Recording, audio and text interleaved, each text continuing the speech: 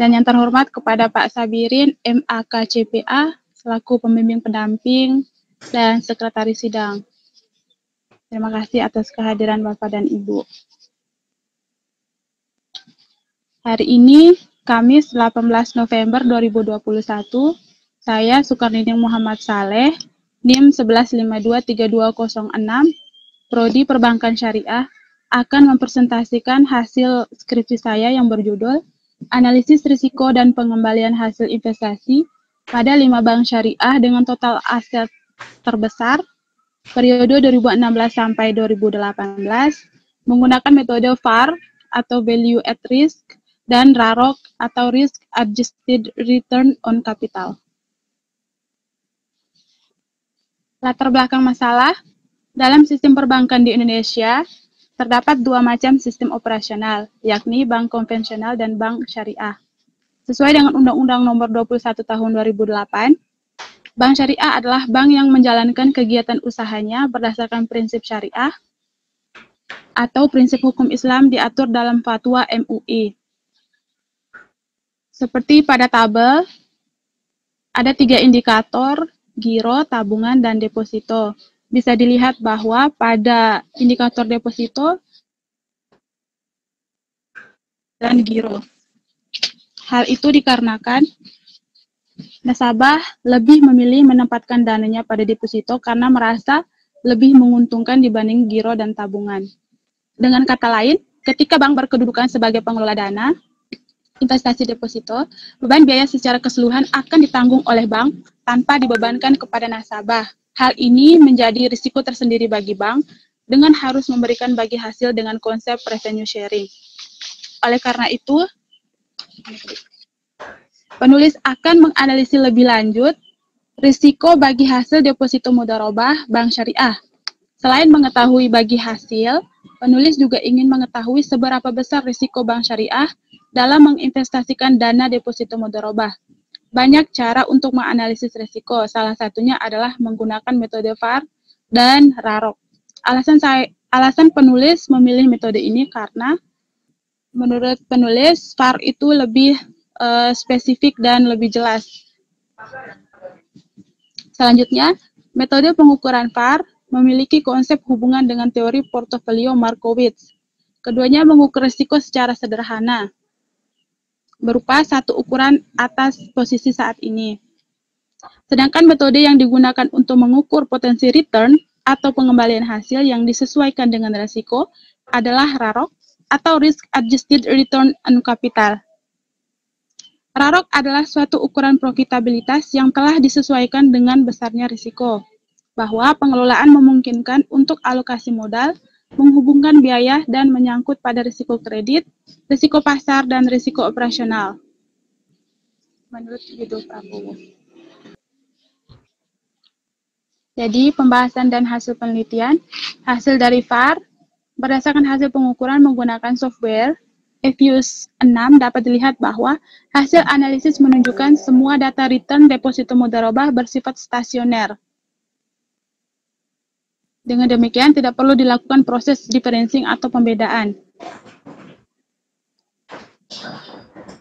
Dalam penelitian ini, bobot RAROC mencerminkan adanya ketidakefisiensi dan tingkat output yang kurang optimal, disebabkan oleh rasio RAR lebih kecil daripada RC.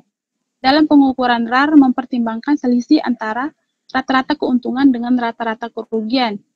Estimasi yang muncul dari variabel RAR dapat diartikan jika nilai RAR positif dan signifikan, berarti terdapat profitabilitas, di mana total keuntungan lebih besar dari total kerugian.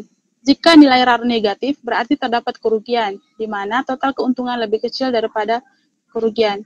Dalam penelitian ini, nilai RAR menunjukkan angka negatif, sehingga diartikan bahwa terdapat potensi kerugian yang dialami oleh bank.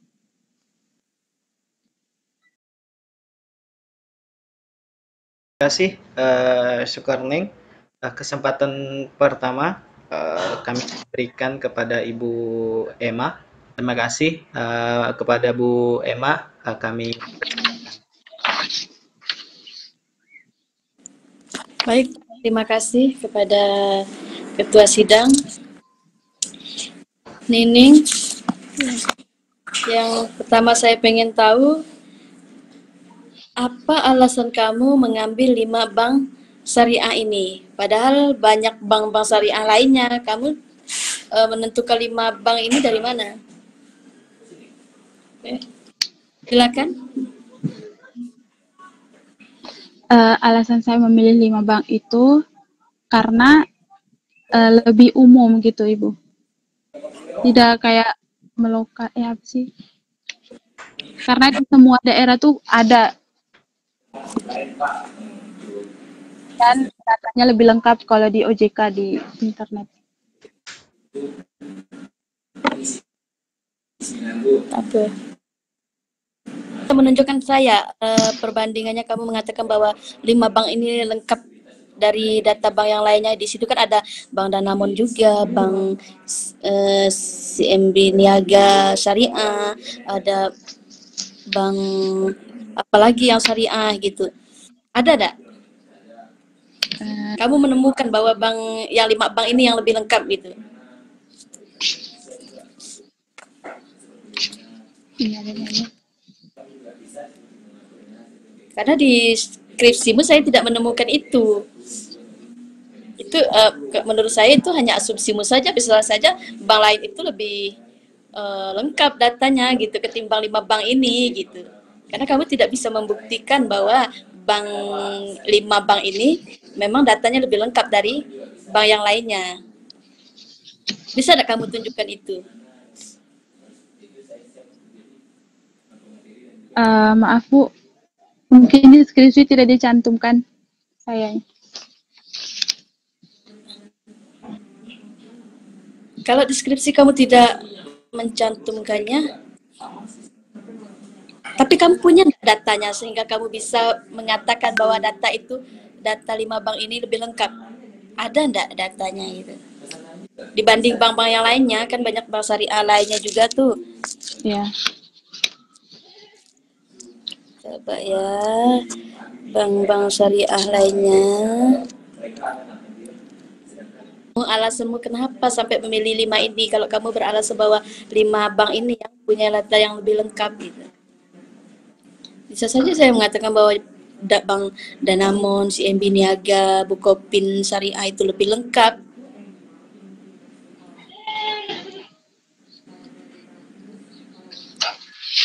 Karena 5 bank ini memiliki total aset terbesar, Bu, menurut penulis.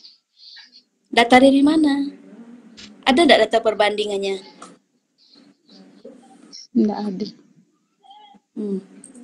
Jadi saya beranggap bahwa itu hanya asumsimu saja gitu, karena kamu tidak bisa membuktikannya dengan data kan? Iya benar.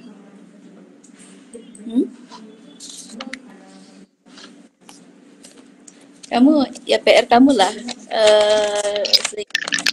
Kamu alasan mengambil data itu apa alasannya, kamu harus bisa membuktikan bahwa itu sesuai dengan asumsi yang kamu paparkan barusan gitu kan. Oke lah, lanjut Nining, dipaksa juga kamu bingung nanti nyarinya, tidak ketemu kan. Lanjut di halaman, saya mulai dari halaman 2. Halaman 2. Menurut Alifa Fadila, kamu perhatikan deskripsimu di halaman 2, Nining. Iya, Bu. Sudah ketemu menurut Alifa Fadila, itu alinea kedua.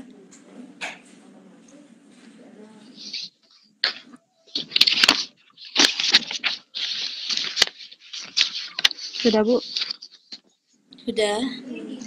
Halaman berapa tuh? 2. Menurut Alifa Fadila tahun 2019 itu tidak ada halamannya. Halaman berapa? Kamu punya enggak bukunya? Enggak, Bu. Kamu dapat dari mana nih? Dapat dari jurnal orang. Jurnal. Jurnal siapa? Yudo Prabowo. Bukan.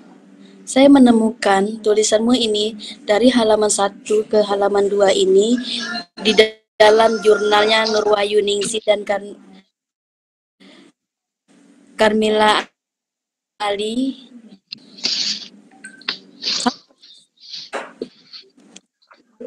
Jadi hati-hati kalau di dalam mengutip, kalau kita tidak punya halamannya gitu kan, kalau kita tidak bisa menemukan referensinya, kamu harus hati-hati di dalam mengutipnya. Kalau mengutip itu boleh, tapi kita harus pandai. Iya, Bu. Ya, ini ya. Ini enggak ada kamu kasih halaman berapa nih. Jadi kelihatan nanti kamu copy paste gitu. Dan di dalam daftar pustakamu ini tidak ada. Seperti itu. Kalau kamu ngutip dari jurnal, ya jurnal kamu tampilkan seperti itu. Nah, di halaman 4 lanjut ini. Sudah ketemu di halaman 4 alinea ke ini saya mau nanya. Coba kamu perhatikan deposito mudharabah itu pembiayaan yang seperti apa yang kamu ketahui? Deposito yang memiliki jangka waktu. Iya. Jangka waktu tertentu. Perbedaannya hanya itu kan? Dengan tabungan mudharabah biasa kan? Iya. Kalau tabungan mudharabah biasa itu kita menabung, terserah kita mau diambil kapan saja, tapi kita bentuknya berinvestasi. Tapi tidak ada jangka waktu, mau kita ambil besok, lusa, atau berapa bulan kemudian, itu tidak ada jangka waktu. Tetapi kalau di deposito itu dia punya jangka waktu tertentu. Mau 3 bulan, 6 bulan, 12 bulan, itu ada jangka waktu yang disepakati. Terus, di sini kamu menjelaskan, sepemahaman saya lihat, bukan saja di landasan teorimu itu, bahwa deposito mudharabah itu dia sama saja dengan tabungan mudharabah, hanya yang membedakannya itu waktu penarikannya gitu, pengembalian kepada nasabah. Nah, untuk pembagiannya sama, pembagian keuntungan itu apabila si pihak yang mengelola dana itu mendapatkan keuntungan, maka si nasabah juga mendapatkan keuntungan. Biasanya kalau deposito konvensional itu kan karena bunganya lebih besar seperti itu. Mudharabah bisa kenapa orang deposito mudharabah? Mungkin bagi hasil yang dijanjikan oleh bank syariah itu lebih besar. Dasar teori kan saya menemukan bahwa deposito mudharabah itu seperti ini. Ketika mendapatkan keuntungan, maka si nasabah juga mendapat keuntungan. Nah, ketika bank tidak mendapatkan keuntungan, maka dia tidak ada yang mau dibagi hasilkan kepada si nasabah. Tetapi di halaman 4, kamu menuliskan bahwa bank syariah tetap memberikan keuntungan walaupun dalam keadaan penghasilannya yang tidak baik gitu. Seperti itu.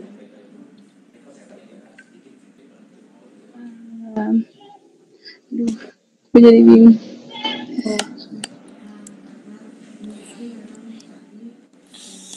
Bingungmu itu apakah kamu lupa ketika kamu membuatnya, atau kamu hanya main kutip-kutip saja tulisan orang lain? Coba sendiri. Nah, pasti kamu tahu ini dari mana kamu dapatnya. Kalau itu pemikiranmu sendiri gitu, kamu pasti paham ketika saya menanyakan ini. Tetapi ketika kamu mengutip punya orang lain, kamu juga harus tahu dari mana kamu mengutipnya gitu. Jangan sampai saya yang menunjukkannya, ini kamu tulisan dapat dari mana gitu kan. Hah? Gimana?